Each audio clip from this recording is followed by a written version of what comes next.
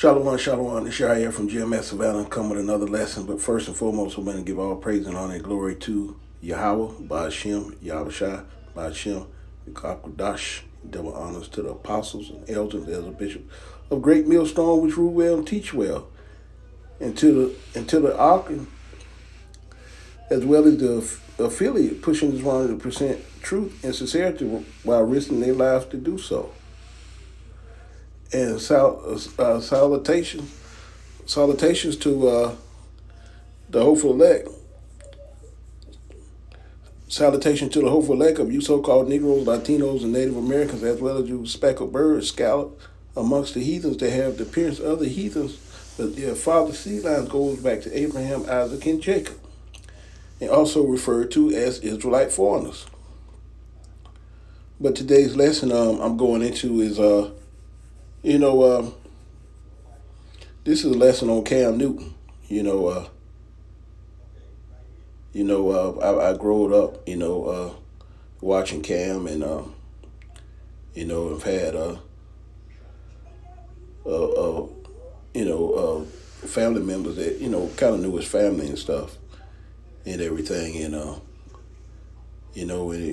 saw this article and everything, and I thought, hey, this would be a great lesson for me to go in on and to filter through the scriptures, because we in Babylon the Great, and we got more to come. Cam Newton was blessed with extremely God-given statue, first of all, and ability was none other than anyone else that we've ever seen. As being a quarterback, and a Hebrew Israelite quarterback at that. And he's the Lord has given us what we're above all other people on the planet, and our ability is second to none. And I saw this article, and I just thought, hey, let's do a lesson on this, and it was very, you can feel, how, you part of Babylon the Great, and you really emphasize, you want everybody to love you, and and in certain cases, it don't really matter about all that. You know what I'm saying? Because it ain't about this world, man. You have to come out of this world and understand that there are more beautiful things coming to us in the near future. And and that's just why I want to go into this lesson, and kind of bring it out to my best of my ability. This is something that everybody has certain stuff that kind of touch them. You know what I'm saying? With me being an athlete, once upon my past days, believe it or not, and just certain stuff, I see that that I kind of gravitate to. You know what I'm saying?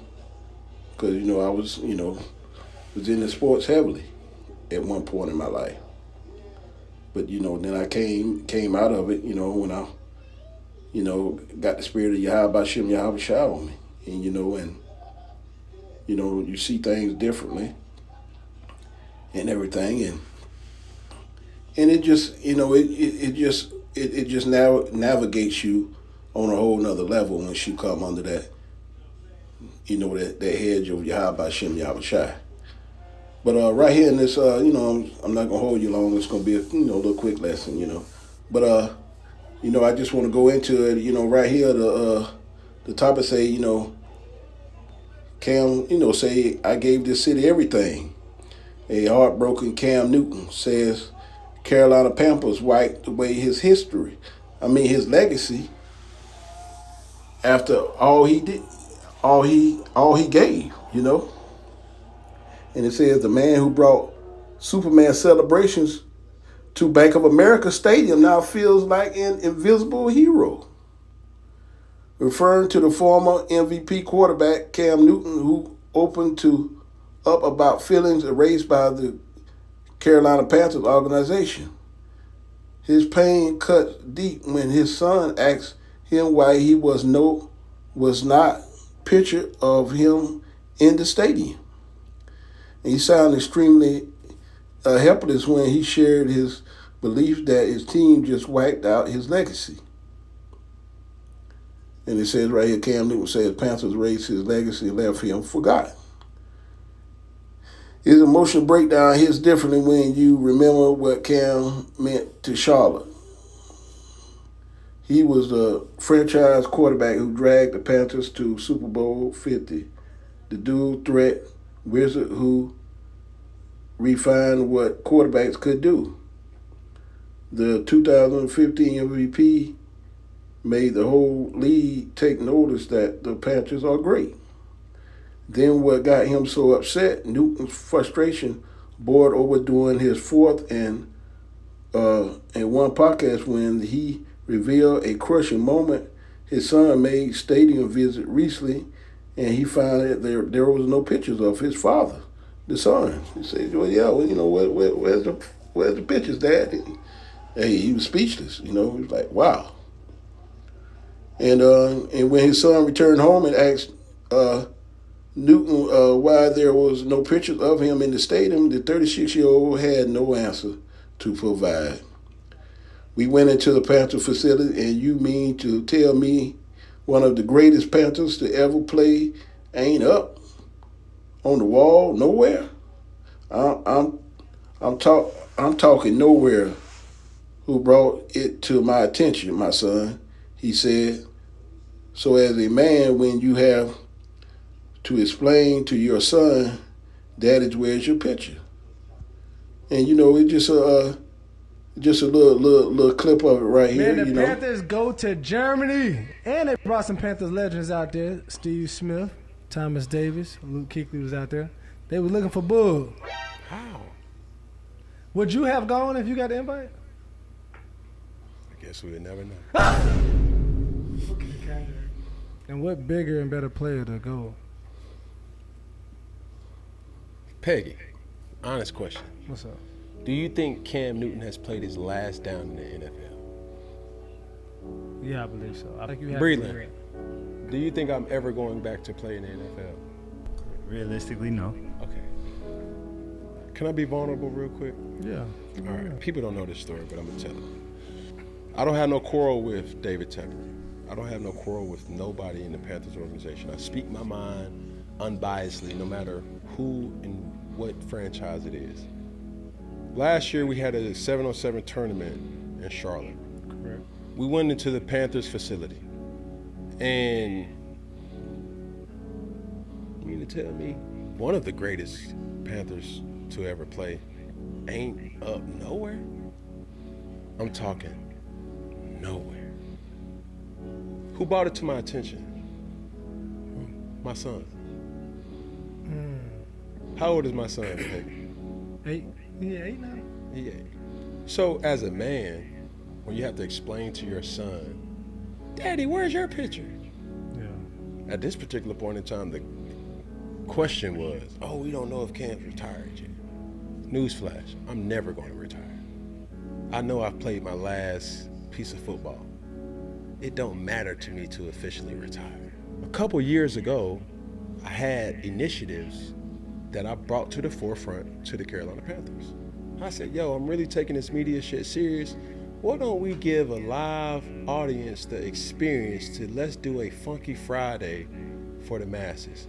We're approaching, at this time it was 5 years since the 2015 season. I was like, we could do a 2-for-1. I can talk to Luke Kuechly, I could talk to Thomas Davis, I can talk to Greg Olsen, unfiltered in a way in front of an audience that we can just share stories. This could be the perfect way to pass the torch to Bryce Young. I think the fans are like that. Did that get pushed through, Peggy? No. I think the narrative was, Cam, you need to come into the stadium and mend relationships that you didn't even know that anything was broken. Yeah. So when I see certain things happen like this, I didn't even know certain opportunities even existed. So, did it hurt my feelings? Yeah, it did. I'm like, damn, bro, I gave this city everything. Well, see that lets you know, hey Cam, he's emotional about how he was treated, but we, also, when you come in the truth, man, and it's beautiful to learn from our apostles and elders and elder bishops, and we come in this truth, and you learn stuff, and it just really opens up everything, and you kind of see things so much differently on the other side than when you was in the world. And like I say, we still know that we still under the curses. I can start with that first. Doing that, we still under the curses, and we gonna be in those curses till Big Brother Yahushua come back with the heavenly host, that 144, and then we it's over for sleazy. We gonna come into rulership at that time. So we still wait for that time. We still don't know that they know that hour. Yahushua don't even know yet. So hey, we just doing what we need to do till that time of the family of the word comes. But anyway, like I say, everything comes to those curses, man. Those curses. They're still upon our people to this day. And like I say right here, Matthew 6:33, first, be but seek ye first the kingdom of Yahweh Shem Yahushua, and all his righteousness and other things shall add and be added unto you.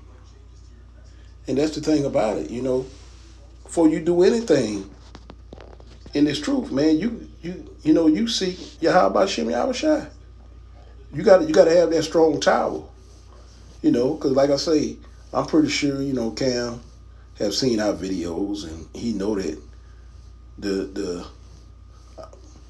our Messiah is not Jebus, it's Yahushua, and he's seen it all. He's seen it. I'm pretty sure he have, man. But once you come in the truth, you understand how things happen and why things occur. Seek. You have to seek Yahweh Shem Yahushua, and everything else shall be added upon to you. And here in Babylon, and that's the main thing. That's our strong tower. That's the first step. And then keeping the commandments to your best of your ability. That's how you show love. You know what I'm saying? And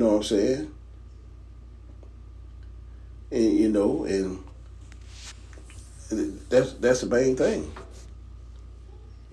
That's how you show love. You keep the commandments to your best of your ability. And and stay away from sin, and sin is transgression of the law. Those are the main things that we have to do once you come in this truth. Once you know better, you do better. That's a beautiful thing about this truth. Once you know better, you do better. And like I say, we always know Job 9:24, the earth was given into the hands of the wicked, and he covered the face of the judges thereof. And if not, and where and who is he? You know what I'm saying? These devils have been given the earth, man. They hate us, man. You go to Psalms 83 and it show you who our enemies are, man. That's who our enemies. That's why, Ecclesiastes 12:10, Sirach 12:10, never trust thy enemy, for like an iron rusted, so is this wickedness. You never trust your enemies, man. They hate us. And another thing we can, man, 1 John 2:15, love not the world, neither the things that are in the world. And if a man love the world, the love of the Father is not in him. But like I say, we all been in the world, and it's all about being an athlete. You want to make you want to become a successful athlete, make money for your family, and you're in the world. But once you start knowing this truth, these scriptures are living waters, man. We never thirst, man, with these scriptures, man. It's beautiful once you get in here and learn these scriptures and read them for yourself. You know, you understand everything in Babylon so much better. You know, it unplugs you from, you know, this matrix, man. It unplugs you to where you can see things spiritually. And we are spiritually people. You know, and that's the hopeful elect and the 1/3. You know, which is beautiful. But you know, once you get these scriptures, you know better and you do better. Know the love not this world, because this is why. Where is that? Right here. Arise ye and depart from this is not your rest, because it is polluted and it shall destroy you, even with a sword destruction. Yeah, you have to rise and depart from this place, man. This is not our rest, man. You don't want to be remembered by anything over here in Babylon, because everything is going to be wiped out in this world, man.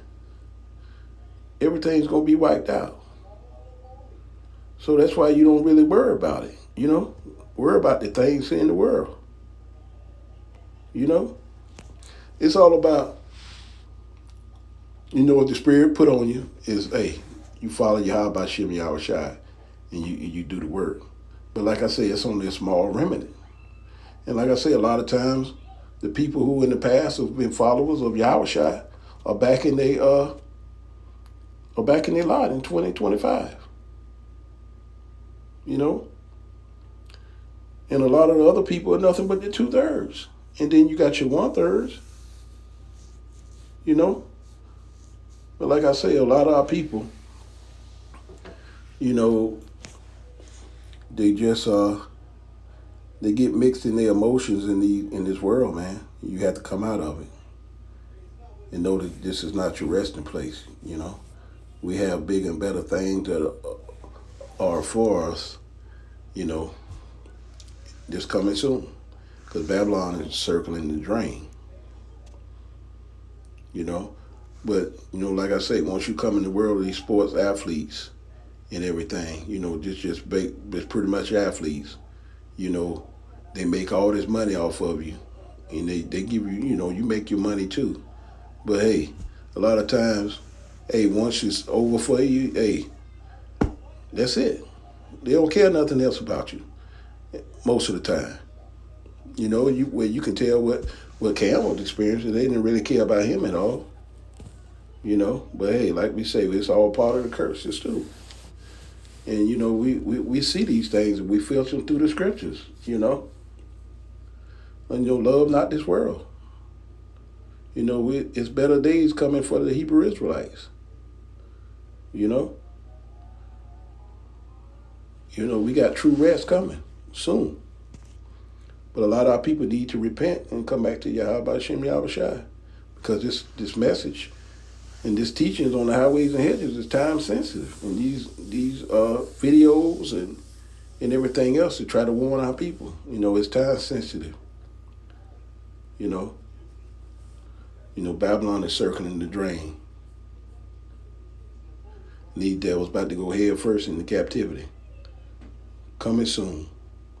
But I hope this will edify to the hopeful sheep and lamb, Kwan Yasharala. On to the next lesson. The water, Yahweh Shem Yahweh Shai.